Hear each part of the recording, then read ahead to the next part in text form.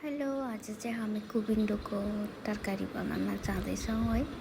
यो चाहिँ मैले आधा लिएको थिएँ अनि यसलाई चाहिँ मजाले हामी ताछौँ अनि सानो सानो पारेर काट्छौँ है।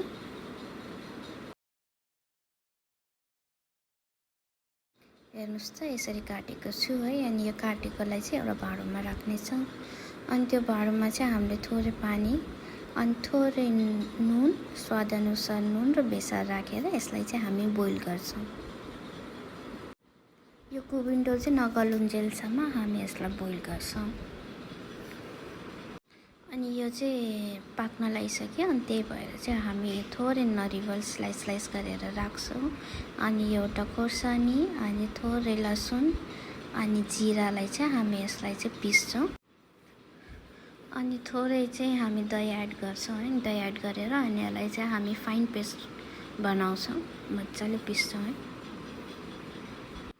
अनि यसलाई चाहिँ हामी त्यसमा हाल्छौँ अनि मजाले यसलाई हामी बोइल आउन्जेलसम्म मजाले पकाउँछौँ।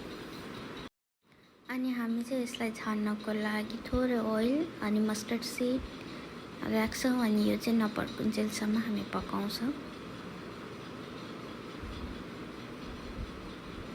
अनि करी पत्ता राखेर चाहिँ यसलाई चाहिँ हामी झान्छौँ है। अनि यो चाहिँ रेडी भयो, सिम्पल एन्ड टेस्टी। तपाईहरु पनि ट्राई गर्नु होला। अनि यो चाहिँ एकदम मिठो बन्छ अनि गर्मीमा चाहिँ एकदम बेस्ट हुन्छ यो। अनि तपाईहरु पनि ट्राई गर्नु होला।